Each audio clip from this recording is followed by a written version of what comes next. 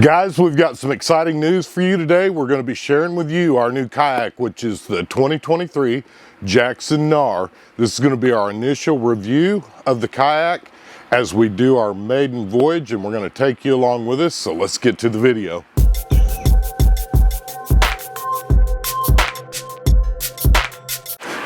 Again, guys, if you're new to the channel, I'd like to introduce myself. My name is Dale, and I'll be your host here on Heartland Makes and Outdoors. I think to start the video out properly, I need to give you a little bit about me as well as my experience with kayaking. I bought my first kayak in 2010. It was the Jackson Coosa. It was a short boat. It was made for rivers, small ponds, stuff like that. After getting into a couple of fishing tournaments, I decided, hey, I need something that I can get across the bigger bodies of water with. And in 2011, I purchased the Jackson Cuda, the 14-foot model. Aside from kayak fishing over the past decade, I also want to give you my height and weight because I think that's important when you're talking about boats and the different kinds of kayaks that are out there. I'm 6 foot tall and I'm roughly 200 pounds with my clothes on. So that gives you a better understanding when you're watching this. I ended up with the Jackson Knarr, and it's twofold. I've been with the Jackson family for over a decade. I have faith in their equipment, I have faith in their products, and I believe with all my heart that whatever the quirks were that were going on in 2022, Jackson's made some updates. There's videos out there about the updates that they've made to improve the boat, and I believe they got all the quirks ironed out in this 2023 model. Again, this is an initial impressions video, but I also want to tell you when I was looking for a new kayak, it needed to meet 5 criteria. Number one, I wanted a pedal drive because I've been paddling for the last decade, and since we've moved from Oklahoma to Far East Texas, most of the lakes around here that we're fishing are actually larger lakes like Caddo Lake, Lake of the Pines, Martin Creek. Those are all much bigger than, say, Mountain Lake back in Oklahoma or Wetumpka Lake or Sportsman's Lake. These lakes are actually really big, and paddling is a lot of effort. Not saying that pedaling wouldn't be, but I feel like I could go further faster in a pedal drive than I can paddle. My second criteria that I was looking for in a pedal drive boat is I wanted one that I knew or I felt confident it wouldn't break down on you in the water. I don't want to be out because most of the time I'm fishing alone. And I don't want to be out in an area where if I break down, that wouldn't be good. The third criteria is I wanted a kayak that I could definitely rig out for kayak fishing. Number 4 actually kind of relates to number 3 as well. But along with the platform, in case you had a mechanical breakdown, I wanted to be able to paddle. And then within this same category, I need the boat to be stable. I want this boat to be something that I know that I can get on the bigger waters. If the wind gets up, I don't have to worry about it. I want to go out and enjoy my time. And then again, also talking about tournaments specifically, you can't predict what the weather's going to be on a tournament. Your tournament's that day, that time, blah, blah, blah. So I want something that I know is going to be dependable as well as very stable on the water. And then lastly, my 5th criteria is I want something that's potentially big enough that occasionally in the summertime when I'm just out simply fishing, maybe Buster can tag along with me. So with all the requirements and the thank yous out of the way, let's go ahead and get this kayak out on the water. I'm going to tell you initially, guys, this was a long drive. I had to drive down to South Texas to pick this thing up. I want to give a shout out to No Bad Days Kayak because they were more than helpful. I went through a whole gamut of questions with them on a couple of different kayaks. Guys, I'm not going to lie, I was nervous getting ready to launch this boat. I took my time and meticulously went through getting the boat ready, getting it prepared to put on the water. But initially, guys, like I said, I was nervous. I took my time, got the boat ready, and I launched it, and my first impressions when I stepped off into the kayak was, oh wow, this is really, really stable. A little bit of the background. If you guys are not familiar with the Jackson Cuda, I have the 14-foot, that's what I've fished out of for the last decade. This kayak is more like a boat as far as stability goes compared to my Jackson Cuda, and I have fished all over I've fished everywhere in that Jackson Cuda. I've been to Oklahoma, been to New Mexico. I've fished Colorado out of that thing. I've fished East Texas out of that thing. And I've been in some rough waters, I've been in calm waters, and I've been in a lot of wind. If you guys are from Oklahoma, the wind is always blowing. There's maybe 2 days a year that the wind's not blowing, and that's going to be right after a tornado went through. It'll stop blowing for half a day or whatever. But that kayak ultimately it was a great kayak. I've never flipped that kayak. I never rolled out of the kayak. I've never had any issues with that kayak. But I'm telling you what, guys, this Jackson Knarr, see, it just appears extremely stable to me. And again, that's why I want you to know the kayak I was using so that you can understand my reference point that I'm using on stability. I know you're going to have other people who are, I've watched the videos and they say that this initial stability in this Jackson Knarr is not very good. And I'm thinking, man, how long has it been since you've been in one of the older kayaks? Because this thing is tons better. You can feel it when you just sit down for the very first time. Now, I also want to preface this with, I went out to Martin Creek State Lake Park and the wind wasn't blowing hardly at all. The water's like glass. You're going to see that in the background as we're talking about this while I'm pedaling around. I also do some paddling because I want to make sure that it's going to fit. It's going to fit all the criteria we mentioned previously.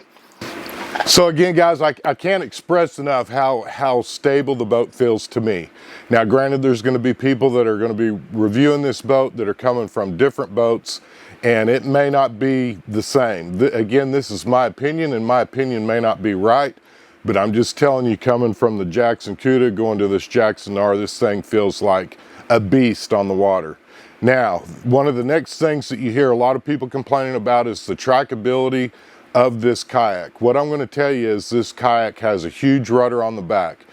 When Jackson was designing this kayak, they say it in their video, they want to make sure that this thing will turn sharp and quickly, especially for a 14-foot long kayak, and they put a big rudder on it. So I think where some of the problems come in and people are doing their initial reviews or maybe even short-term reviews on this kayak with the rudder. Now, this is just my 2 cents, and I've only been out on the water for an hour in it, is the rudder is so big that you have to make micro adjustments, especially if you're going along at a decent clip. And I'm not trying to race this thing or tear it up in any fashion or form. It's got to last me the rest of my life. But just going along at a decent pace, that rudder is so big. If you can kind of picture in your head backing a trailer down the boat ramp, if you put in really harsh adjustments, you're going to get some really harsh adjustments. Same thing to be said with this Jackson Knarr. It's got that huge rudder on the tail end of the boat, and I found micro adjustments would keep me tracking just fine. Now again, we weren't in what I'd call high wind at all. I think the wind was blowing 4 or 5, so maybe a breeze at best. But if you're going at any speed at all, when you start making adjustments, initially make micro adjustments and see if that doesn't help. But I didn't have any problem with it as far as initial response when I was out on the water for my first time on this maiden voyage. Now, another thing that I want to add to this is, if you watch my video, you're going to see I've got basically nothing on the boat. I want to take the kayak out. I think that's one thing that guys do in a hurry, is overload the kayak with every possible situation and scenario that you could think of as far as fishing, and they want to get out there and get fishing. In my personal opinion, and this is coming from a guy who was previously a lake officer back in Oklahoma, I think what happens is when we get in a rush and we rush ourselves and we overload our kayak, it's gonna actually handle differently than it would if you just took it out. And I think taking it out to kind of get a feel for how the kayak acts and feels without a whole bunch of garbage on it first gives you a better idea what you can expect. And then a step further, I think if you'll slow down and add 1 or 2 pieces here and there, if you start having issues, it should be real easy to figure out what started creating the problem and what you could do to correct it and maybe move something. But again, the initial trackability of this boat is, I felt like it did great. it tracked just fine. And then on a side note, if you need to make a right hand turn or a real sharp turn, right or left, it doesn't matter, take your pick, the thing will turn really, really sharp. And I will say it turns as well as you could if you were paddling. With that effort, talking about the way the boat steers, I think that's another thing that people are maybe being a little too critical about, is when they're oversteering or overcorrecting from a steering error. I think that it's a lot easier to get back on track when all you got to do is turn your hand a little bit and you can keep pedaling. It's not requiring any effort like it would if you was paddling. Now again, starting out with the criteria, number one, I wanted the pedal drive, and I've got to say the pedal drive on this, it appears to me to be extremely smooth. It's very fluid. It's very intuitive as far as figuring out how it works. It's not that hard, guys. If you guys have ever ridden a bicycle or a mountain bike, the pedal drive system in this thing is very easy to go from paddling to pedaling, and it's a lot more efficient. You're using the big muscles in our thighs and our legs. Along with this pedal drive, guys, it's really pretty dang quick for what it is. Now, I wasn't out trying to race this thing because I can't afford to tear it up, but I will say this, it works great. I like the fact that if I do run into a stump field or I run into some shallow water, that the lower unit of that is actually going to come up inside the boat, giving you not only clearance but protecting the prop, which is going to cut down on some of the possibilities of breakdown. Again, here in East Texas, we have a lot of weeds in our waterways. I'm sure you guys do in other parts of the United States.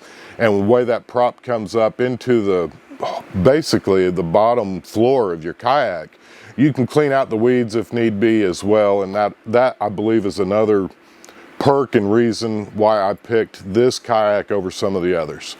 Again, on number three, the criteria is I'm planning on doing some fishing tournaments this next year. Coming in 2024, we're going to be doing the East Texas kayak tournaments here in East Texas.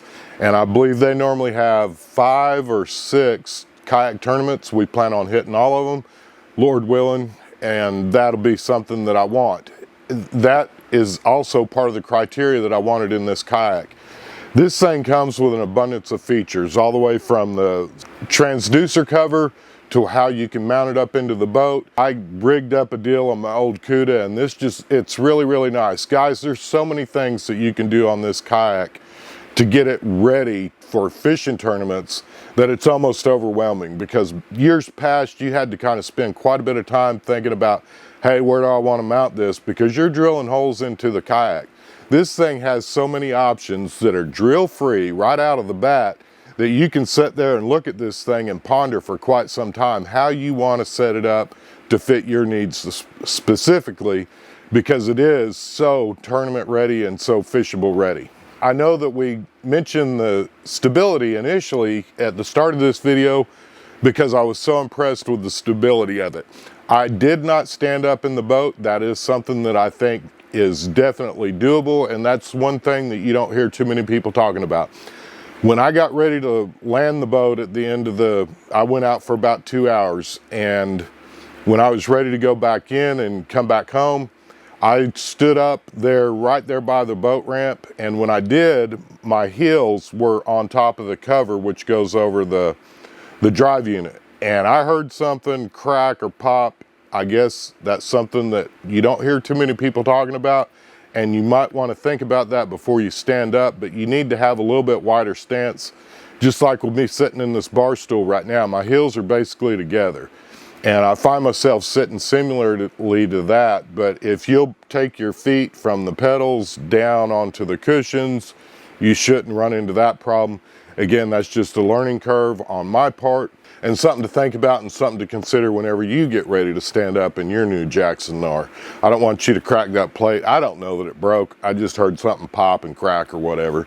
I haven't even looked to see if it's broken, because if it is, ain't that big deal. I'll make a new one.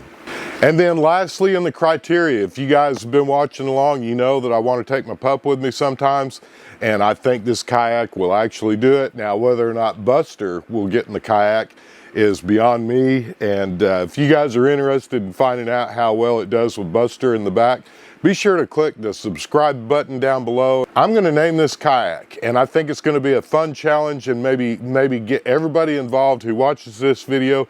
You guys comment down below what you would name your Jackson Knarr, and if somebody, I've got a name picked out in my mind.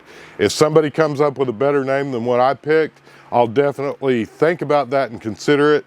But I'd love to hear what you guys are naming your kayak. I've never named a kayak in the past. I just think it'd be kind of a fun game this time. Name the kayak and maybe even start a playlist for our Jackson Knarr, blah, blah, blah, whatever we name it. Again, guys, I hope that this video has been helpful for you. Again, this is my initial impressions of the kayak. If you guys are looking for full reviews, be sure to click the subscribe button, because we're going to be fishing out of this I'm so ready for fall, guys. I can't stand it, but fall's coming. I'm still fishing right now as it is in these 100-degree temperatures. I'm trying to go out at least once a week, sometimes 2 times a week, and I've got a bunch of videos that are backlogged that I need to get uploaded so I can share them with you guys as well. If you guys are interested in fishing East Texas, I'd love to bring you along with me. Let's go do some fishing. And again, guys, we appreciate your likes, comments, and subscribes. May you have a blessed week. And let's get outside and make something happen. Have a blessed week, guys.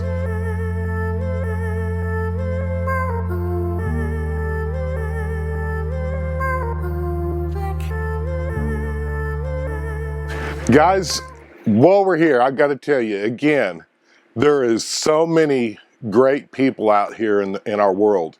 And I reached out to a ton of folks. And if you're somebody that I reached out to prior to making my purchase on this new Jackson Knarr, first of all, I want to say thank you. Thank you for your time that it took to read my comments and respond and give me your experience, because again, my budget is tight. And this is a big expense for us, and something that me and my wife talked about for a long time before I ever even made this purchase. It's got to be the right boat for us. So I asked a ton of questions, and I want to say thank you to each and every one of you who took the time to reply about your kayak and gave me your experiences as well. Again, ultimately narrowing it down to the Jackson Knarr. And those guys were great. JR is the manager that I was dealing with at No Bad Days Kayak. And if you guys are in the Oklahoma City area, I can't not give Dave Lindo a shout out. He owns OKC Kayak as well as Tulsa Kayak. I did post some questions on the OKC Kayak forum, and Dave actually answered some of those questions as well. Again, Dave, thank you so much. But again, I couldn't recommend either one of these companies enough. OKC Kayak and No Bad Days Kayak have both been really helpful to me in the past and with this current purchase. And that's after redoing this kayak trailer. If you guys have not watched the video where we made the kayak trailer, I'll put a link up here to where you guys can watch that. But we turned a 5x8 trailer from Tractor Supply into a kayak trailer. But I finished it up, I added a longer tongue on it, and I also put wooden bunks on it per a suggestion of one of the Jackson Knarr forum members, who said that the pipe bunks that he originally had on his trailer warped the bottom of his Jackson Knarr. I will be posting a video on what we did and how I formed the bunks for this to fit specifically for the Jackson Knarr. Look for that video to come out soon as well.